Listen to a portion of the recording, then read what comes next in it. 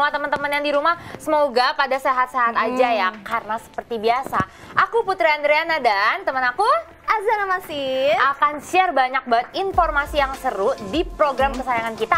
Apalagi kalau bukan item.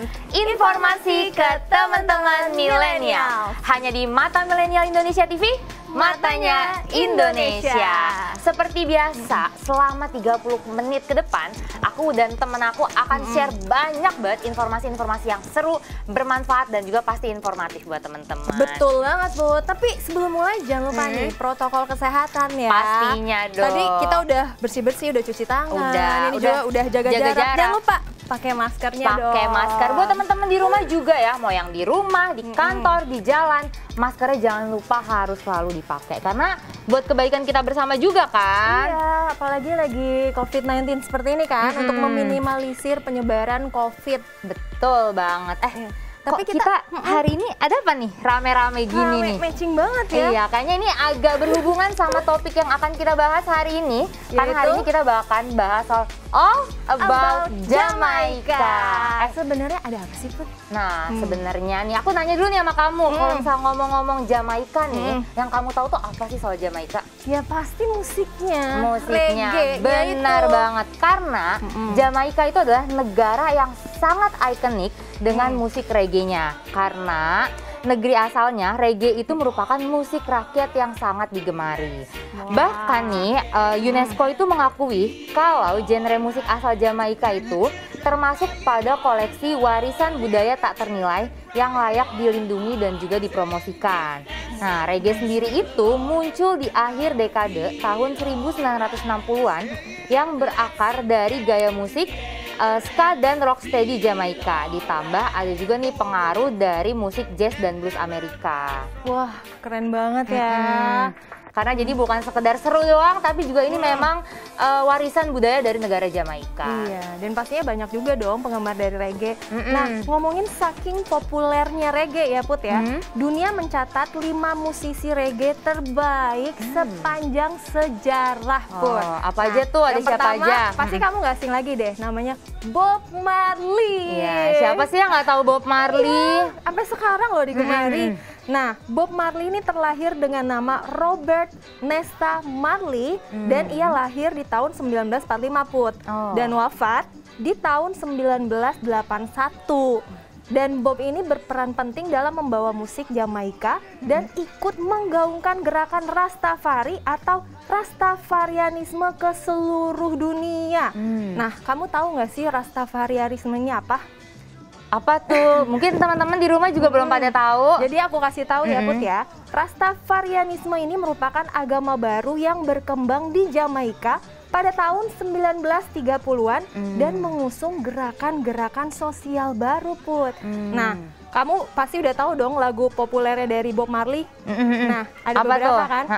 Ada Get Up Stand Up, terus juga ada I Shoot the Sheriff, dan yang terakhir nih, yang paling populer sepanjang masa, No Woman No Cry. Bener banget. Tapi ngomong-ngomong soal Rastafarian tadi itu ya, emang ya kalau misalnya di Indonesia aja itu misalnya orang-orang yang demen musik reggae tuh pasti disebutnya Rastafara.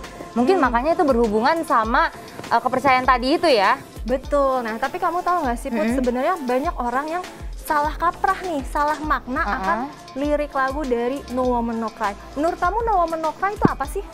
Kalau misalnya kita lihat dari judulnya No Woman No Cry ya, kalau misalnya kita nggak punya cewek gitu, misalnya cowok nggak punya cewek ya nggak perlu nangis gitu. Nah, itu dia salah, Put. Oh, bukan gitu ya? Bukan. Yang Jadi, gimana tuh? Ternyata nih, menurut dialek Inggris di Jamaika, no ini adalah artinya don't. Jadi maksudnya don't woman don't cry. Kayak kamu kan, nama kamu Putri nih. Kalau di Indonesia kan Putri itu anak perempuan ya. Jadi kayak jangan Put, jangan nangis. Dan lagu ini merupakan persembahan Bob Marley kepada istrinya, Rita. Jadi kayak mendukung istrinya, mensupport istrinya supaya jangan nangis. Jadi tentang kisah mereka berdua. Nggak kebayang kan? Nggak kebayang, dan romantis banget. Romantis. Gimana sih rasanya cewek-cewek dinyanyiin atau dibikinin lagu sama cowoknya? Bener. Aduh, kayaknya Nah, Selain Bob Marley, ada juga Peter Tosh. Peter Tosh ini merupakan musisi asli Jamaika, kelahiran tahun 1944 Put. Nah, sebelum menjadi terkenal, Peter berguru kepada Joe Hicks sampai membentuk band bernama The Wailers. Di tahun 1974 juga ini, Peter memilih untuk bersolo karir hingga 2 tahun setelahnya merilis single pertamanya Legalize It. Kamu tahu fakta di balik Peter Tosh ini apa nggak, Put? Gimana tuh? Jadi ya, sebelum dia terkenal, ternyata dia merupakan orang yang sangat sederhana dan bahkan tinggal di tempat yang kumuh. Namanya Trench Town deh kalau nggak salah. Dan di sana tuh dia bener-bener makan aja nggak bisa, susah. Jadi ini sebenarnya inspirasi banget buat banyak orang ya. Kayak lagi pandemi kayak gini kan banyak orang yang di PHK, nggak punya kerjaan. Tapi kita nggak akan tahu kalau kita bisa menggali potensi diri sendiri menjadi lebih baik lagi. Dan akhirnya kita bisa sukses. Iya, tanpa memandang lingkungan ya, tinggalnya di mana, sama siapa. Siapapun punya kesempatan yang sama dan untuk makanya jadi sukses. Akhirnya dia ketemu Joe Hicks dan diberi jalan lah untuk menggali potensinya dia. Selain udah punya potensi, kerja keras juga dan ada peluang juga. Nah, bener. Ada lagi nih musisi lain, musisi reggae lain, itu ada Dennis Brown. Jadi, Dennis Brown ini sudah memiliki lebih dari 75 album sejak kemunculannya di dunia musik. Nah, Dennis sendiri itu memiliki aliran musik rock dan reggae. Single yang terkenal itu, singlenya yang berjudul Money in My Pocket, pernah berada di urutan 14 tangga lagu Inggris pada tahun 1977. Dan kan tadi kita udah ngomongin Bob Marley ya, seorang legend reggae. Ternyata ya Bob Marley tuh justru malah ngefans banget sama Dennis Brown. Bahkan Dennis Brown ini dikasih julukan putra mahkota reggae oleh Bob Marley. Sampai-sampai dia juga dikasih penghargaan Order of Distinction sama pemerintah Jamaika karena dianggap telah melestarikan budaya dari Jamaika itu sendiri. Keren banget ya. Ternyata legend juga mengidolakan sang legend gitu. Tapi kalau ngomongin soal reggae, kamu sendiri suka nggak sih sama reggae?